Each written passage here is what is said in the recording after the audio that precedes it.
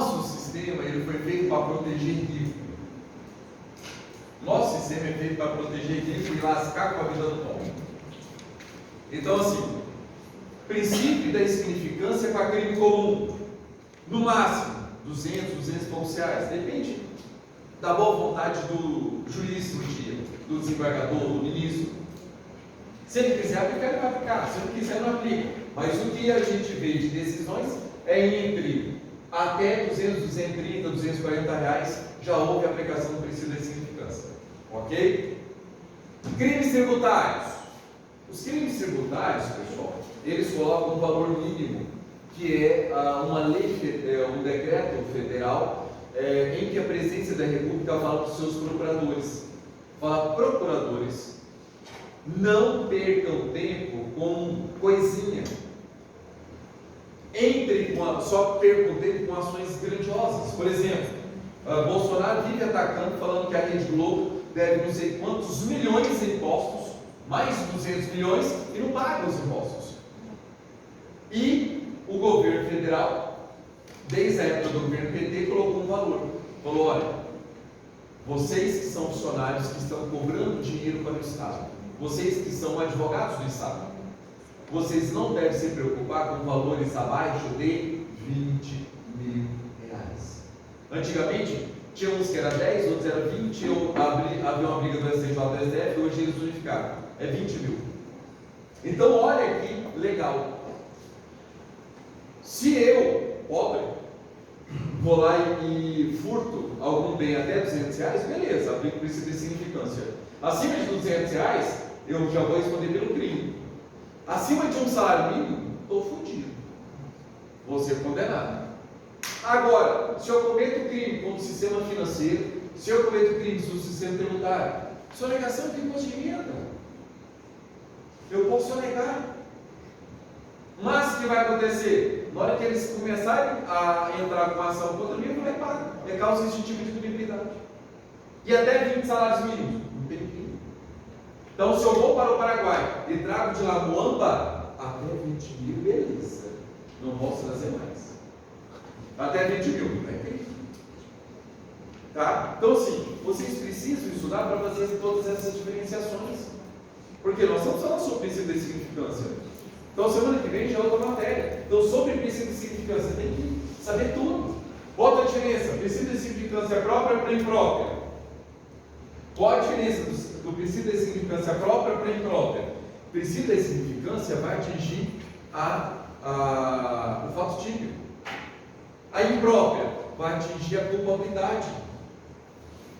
Tá? Em que casos que o STJ já aplicou a imprópria? Duas situações. Primeira delas, havia um garoto, um jovem, ele tinha seus, acho que 18 anos, tinha acabado de completar 18 anos, e ele, numa besteira, foi cometer um furto. Foi passando perto de um local, viu uma bicicleta lá de bobeira, falou, vou levar. E levou a bicicleta. Bicicleta, na época, valeu 800 reais. O dono foi lá, registrou ocorrência, tá? Não presta queixa, novatos, não fale em queixa para mim. Vai começar até a tremer, tá? A gente vai na delegacia para quê? Para registrar ocorrência. Professor, eu vi no jornal que o jornalista falou que foi para prestar queixa. Manda a notícia para ele, fala, você é burro de uma rebecinha. Porque não existe queixa para você ir na delegacia. Na delegacia a gente registra a ocorrência. Queixa é a peça iniciadora da ação penal. Tá? Então nós vamos na delegacia e o que? Registramos a ocorrência. Foi o que o senhor fez. O delegado olhou, descobriu a autoria. Detalhe, antes que o delegado fosse atrás do o humilhante no dia posterior ele se arrepende. Pega a bicicleta e devolve para o senhor. Mas o senhor foi lá, registrou a ocorrência, o delegado chamou, aí beleza. O senhor foi ouvido, que aí houve a denúncia contra esse jovem pelo crime de furto. Nesse caso, furtou de pequeno valor, ou seja, ele vai ser condenado. E detalhe, ele vai perder a sua primariedade. E detalhe, perdeu a primariedade, esquece o OAB, esquece o concurso público. Ele já tem maus antecedentes.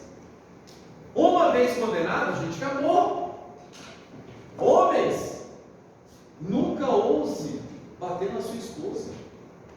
Nunca ouça. Se a sua esposa é uma megera, se você vive com a sogra, larga as duas, arruma um homem.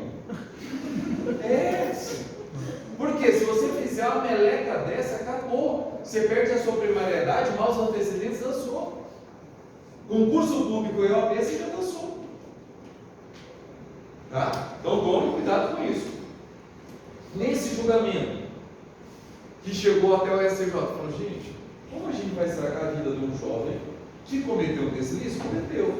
Seu primeiro crime não tinha passagem nenhuma, tá? Detalhe, ele se arrependeu, só que já tinha consumado o crime. Já tinha consumado o crime, tá? E o artigo 16, que é ponte de prata do Código Penal, só fala que tem uma causa de diminuição de pena. Então, em tese, ele ia perder a primariedade, sim, mas o STJ falou, não. A vítima não quer que ele seja condenado, porque a ação penal pública tem que condicionar. Não depende mais da vítima. Mas a vítima pessoal não tem interesse na condenação dele. A STJ entendeu o seguinte, olha, é um caso onde a pessoa cometeu o crime, deveria receber uma pena, mas no caso em si, a pena é desnecessária. E aplicou o princípio da insignificância imprópria pela desnecessidade de pena. Uma outra situação que também aplicou o princípio da insignificância imprópria. Era uma empresa, a pessoa estava passando por problemas financeiros na empresa, recolheu o dinheiro dos funcionários para pagar o INSS e não repassou. Mas ele estava conseguindo pagar os salários dos funcionários, mas não conseguia pagar os impostos. O que aconteceu? A apropriação indébita previdenciária, artigo 168A do Código Penal. A empresa, no caso, o representante da empresa foi processado. E chegou no STJ, o STJ falou, caralho, mas eu vou punir o cara por quê? O cara está quase pedindo falência, está fazendo de tudo para pagar a folha de pagamento dos servidores. Ele não repassou porque não tem condições.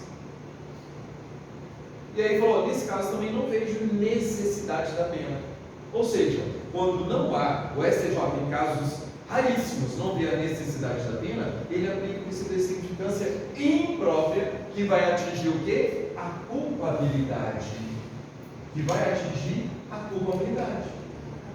Então isso é criação jurisprudencial. Professor, como eu ia ficar sabendo isso? Eu ficaria sabendo estudando os artigos do Código Penal? Claro que não. Tudo isso é doutrina. Tudo isso é doutrina. Tem que ter um bom livro de direito penal. Tá? Depois vocês pegam com a Luísa, eu já passei mais de 10 livros aí para vocês estudarem. Ok? Beleza. Feito isso, agora eu vou responder a questão para vocês, padrão OAB e padrão que ele resende em cima do nosso mapa mental. Em cima do nosso mapa mental. Então veja, a pessoa que cometeu um furto de bens no valor de R$10, beleza. No último parágrafo fala o seguinte, ou melhor, no penúltimo parágrafo, a parte final, o magistrado entretanto, após convencer-se pelas razões invocadas, referida à resposta da acusação, entende que o fato é atípico. Ele já deu uma dica para vocês. O fato é atípico. Vamos lá, o fato é atípico. Então vamos lá. Como eu vou responder essa primeira alternativa? Letra A. O que o magistrado deve fazer? Se ele entende que é um não crime, ele tem que absolver. Esse é o nome iuris que você precisa utilizar para tudo. Gente, OAB, ela gosta de absolvição porque é a coisa melhor para o nosso cliente. É a defesa máxima para o nosso cliente, a absolvição. Então o que nós vamos pedir? A absolvição. E aí o senhor já vai aprender comigo. Eu preciso colocar a fundamentação legal, está aqui na prova. Eu preciso colocar. Então assim, absolvição. No Código de Processo Penal eu tenho 3 artigos que vão falar sobre absolvição. 397, 415 e o 386. O 397 e o 415 são hipóteses de absolvições sumárias. O 397 é para o procedimento comum e o 415 é para o procedimento do júri. Então assim, se houver um crime doloso contra a vida, E se a absolvição não foi feita pelo conselho de sentença, foi feita pelo juiz singular, aí eu sei que a absolvição é sumária. Lá do artigo 415, olha lá, vamos lá, 415, na tela.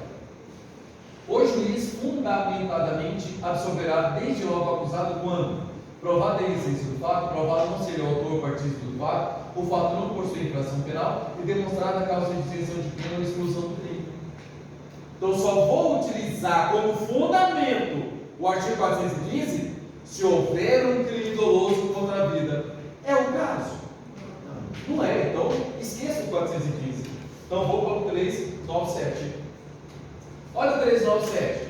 Após o cumprimento do artigo 396A. O que é o 396A? É a resposta à acusação. Então, aqui, gente, essa dúvida eu esqueci. Quem é a menina que traz pincel? Ela. Não, a outra que é a professora também. Alguém tem pincel aí? Tem? Não? Ah, é. Você tem? Só tem que fazer um negócio que legal.